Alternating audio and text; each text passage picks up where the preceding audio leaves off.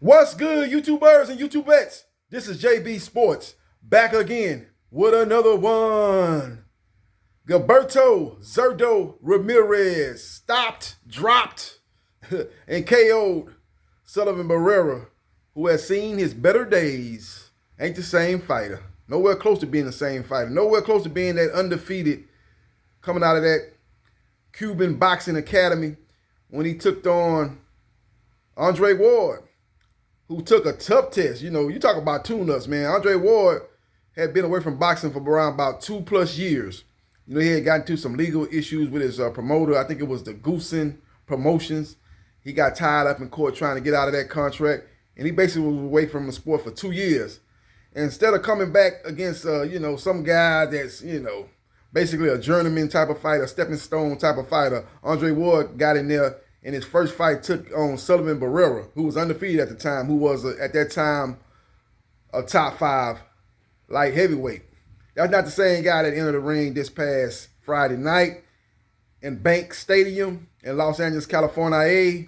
But with all that being said, still impressive performance by Ramirez, man. He did what you're supposed to do with a guy that's past his best, a guy that's basically is finished, a guy that's basically, I don't know his financial situation with Sullivan Barrera, but he don't need to fight no more. But, sometimes people have to fight. They got to try to make money. They got mouths to feed, so you got people to take care of. So I don't know his financial situation, but the guy definitely don't need to be back in the ring again, man. I just think he don't have it no more, man. He don't have the, his punch resistance is basically gone. And he was a fundamentally sound type of fighter when he came up, but those skills have diminished, man. He just don't need to fight no more. But with that being said, still a great win by Gilberto Ramirez. Now, right after that fight, he called out WBA light heavyweight champion Demetrius Bivol, who fights on the same platform he fights on, DAZN, but is promoted by Eddie Hearn, a.k.a. Eddie the Con Artist, and Ramirez is promoted by Oscar De La Hoya. Oscar De La Hoya has no love for Eddie Hearn at all. There's no love lost between those two guys, man. He basically think that Eddie Hearn stole Canelo Alvarez from him, but that wasn't the case. Canelo Alvarez wanted to get away from Golden Boy. The contract he signed with DAZN, he promised DAZN that he was going to make the Triple G fight, but Canelo Alvarez was led to believe that he had the final say on who he fought. But that's not what the deal was between Golden Boy and DAZN was. So it was a big mess. And Canelo Alvarez took him to court and got out of that contract, but still stayed with DAZN. Has fought on DAZN since the breakup. Fought Callum Smith on DAZN, and fought Abner Uniman on DAZN, and fought Billy Joe Saunders on DAZN. All promoted by Eddie Hearn, promoting CEO of Matchroom Boxing. And Oscar De La Hoya made some comments, said, I don't know why he signed with Eddie Hearn. He actually made more money fighting up under Golden Boy Promotion than he is making currently fighting with Eddie Hearn in Matchroom Boxing. And basically threw his #1 fight under the bus, Anthony Joshua. Said that AJ got knocked out in sparring by some guy named Nello or Neo or whatever the guy's name was. I ain't never heard of the guy.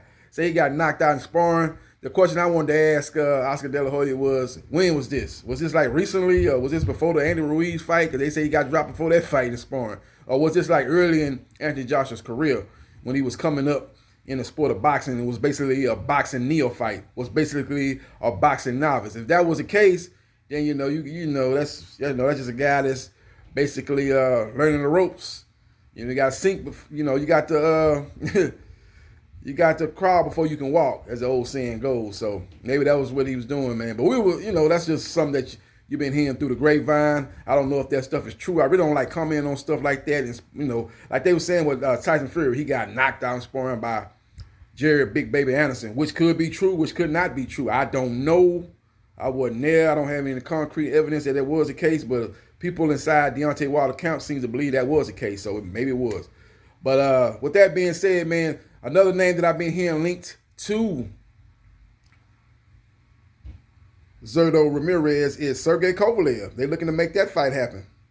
That's the fight that Main Events wants, and that's the fight that I'm hearing Golden Boy Promotion wants. So I don't think they're really in any rush to work with Demetrius Bivol for the stuff that I just mentioned earlier between Oscar De La Hoya and Eddie Hearn.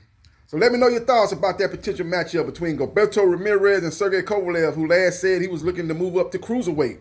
So I'm thinking he might be having a problem getting back down to 175. Ain't fought since 2019 when he was knocked out by Canelo Saul Alvarez. But if he's a guy that came in and fought the fight before Canelo, when he was able to defeat, who was that guy? Eldor Alvarez, the guy that fought Yard. I think that'd be a good fight between him and Zurdo Ramirez. Zurdo Ramirez would have to get by that jab.